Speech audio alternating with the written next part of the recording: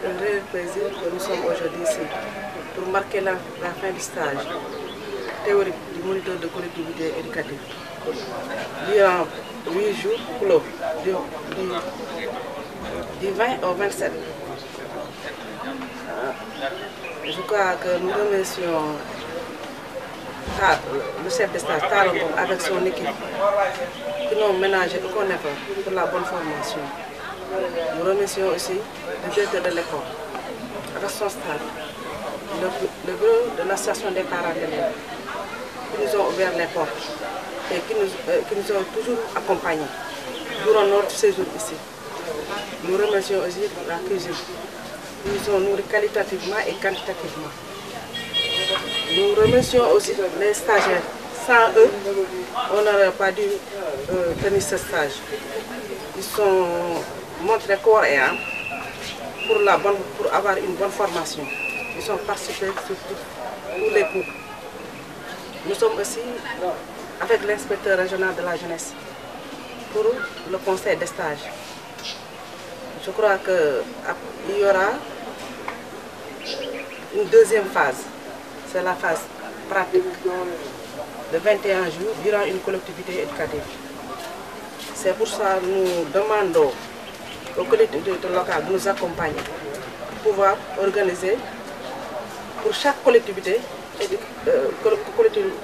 locale donc une collectivité éducative, soit un patronage, un central ou une colonie selon ses moyens, pour pouvoir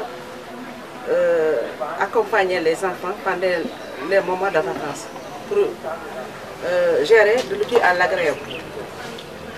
Nous saurons que pendant les vacances, les enfants sont désœuvrés. L'oisiveté, l'occupation et l'élevage de l'enfant, 3 grands mots. L'oisiveté, le besoin et le vice. Ils peuvent s'épanouir dans ces collectivités éducatives.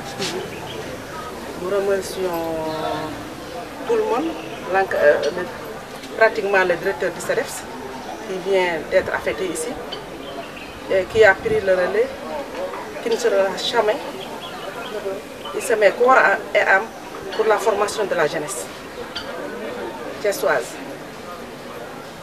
Avec l'équipe du CEDEPS, on a tout fait pour que ce stage passe dans de très bonnes conditions. Nous remercions aussi vraiment l'école Moundiatio. Nous remercions Barata, il a fait de l'école. Je crois que si chaque collectivité avait un homme comme lui, l'école sénégalaise n'aura plus d'abri provisoire.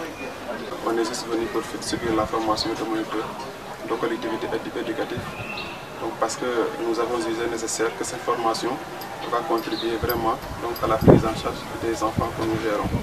Donc justement c'est ça, parce qu'un moniteur c'est un éducateur. Un moniteur, donc c'est un responsable, c'est une personne, c'est une personnage et c'est une valeur. Donc nous avons maintenant à inculquer ces valeurs-là aux enfants dans le but de leur avenir et de la prise en charge aussi de ces enfants. Comme on a l'habitude de le dire, il y a le règle comme CD. Pour jeter des fleurs à qui que ce soit. Il est inspecteur de par cursus Boumdef, Bidjang et tout. Il y a le gradi. Nous sommes dans le milieu.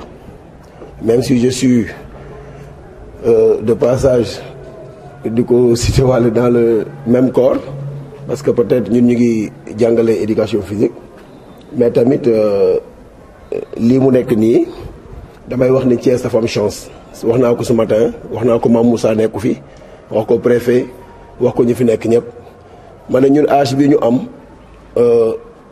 yalla mi dara teewul def na ñi fi nek di gérer administration, ñi fi nek di gérer ay compétences, muy compétences transférées ou compétences décentralisées, ñep yalla def na peut-être man ak préfet ñoo ci mag ak âge bi ñoom.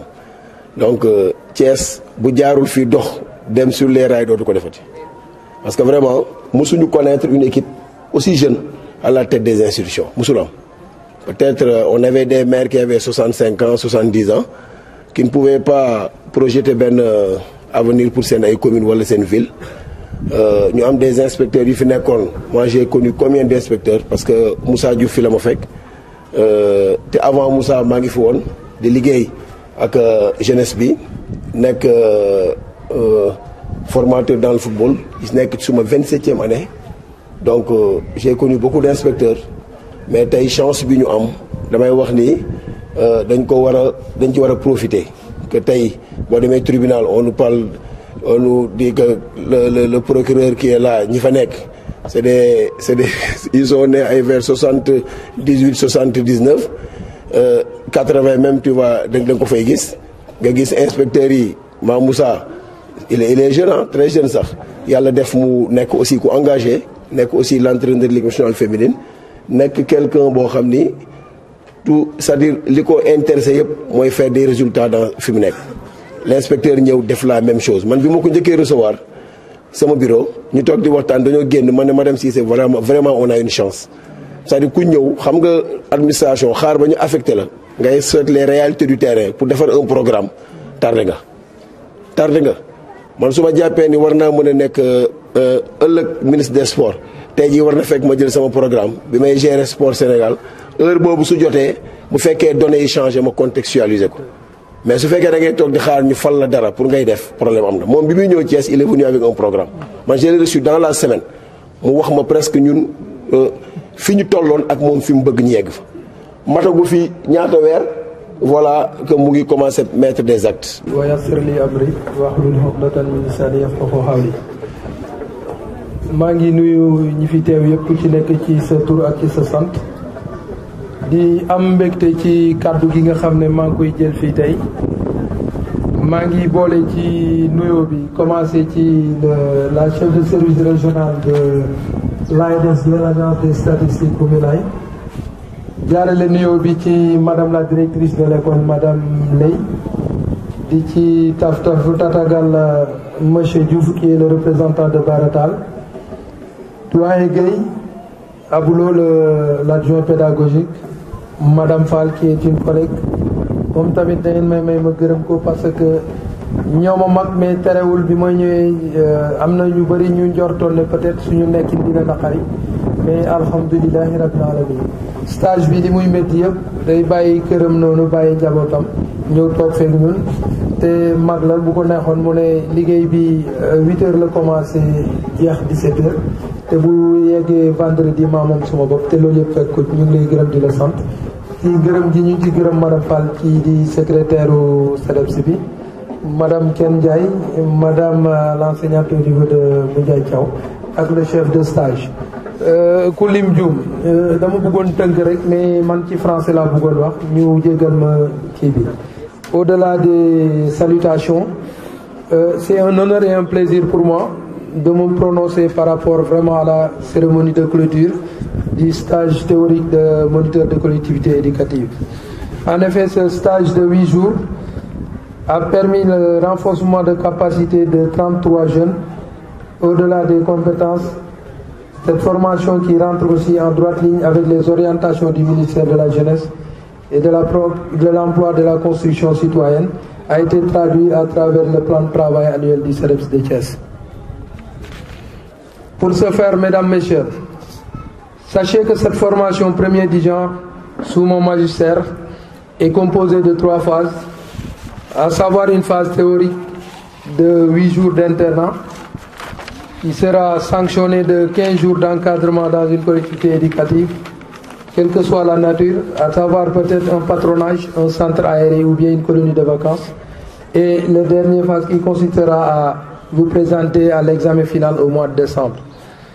Ainsi, ce stage théorique de 8 jours a permis, entre autres, d'outiller 33 stagiaires en matière de psychologie de l'enfant, sur l'historique des centres de vacances, en matière de premier secours, à travers les activités de technique manuelle que vous voyez en face, à travers les activités sportives et physiques même, et surtout à travers ce qu'on appelle communément la promotion de la santé de la reproduction des adolescents et des jeunes. Par ailleurs, malgré l'insuffisance des moyens, nous avons pu vraiment réussir ce stage, et ce grâce au soutien du bon Dieu, du maire de Thiès ville, à savoir le premier magistrat de la ville de Thiès, M. Talla Sylla, que je remercie au passage, de l'adjoint du directeur de cabinet même de la même municipalité, du maire de Thiès-Ouest, M. Alioune Sow, qui vient de témoigner de par sa présence, sa participation à cette cérémonie. Je voudrais associer à mon tour aussi à ces remerciements M. Baratal, qui a contribué à la construction de ce somptueux cadre qui nous a accueillis durant tous ces jours. M. Diouf, dites à M. Baratal qu'il soit vraiment remercié de ma part et au nom du service départemental de la jeunesse. Permettez-moi à cet effet de lancer un appel solennel à l'endroit de l'administration territoriale, à l'endroit des collectivités locales, à l'endroit de la communauté du quartier de Tahiko et à l'endroit de toutes les bonnes volontés de Thiès, afin que nous puissions vraiment faire du concept une collectivité locale, une collectivité éducative, une réalité bien de Thiès. Merci encore, M. Diouf. Je ne cesserai de le dire à l'endroit de Baratal, parce qu'aujourd'hui, le Jafé Lanyam, amna adage buy wax nan don't ask what you can do for your country, what your country can do for you, but ask what you can do for your country. Té lolu mo ñu téy fi tay bu ñuy wax exemple citoyenneté activisme tay Baratal il est dans la rupture et il nous a déjà montré la voie à suivre pour aller vers une participation citoyenne pour le développement local du Sénégal. Et je ne saurais terminer sans pour autant réitérer mes remerciements à l'endroit de la cuisine. Tay bu nexé ba ñu tok fi tay ba mëna taxaw ñom ñoo fi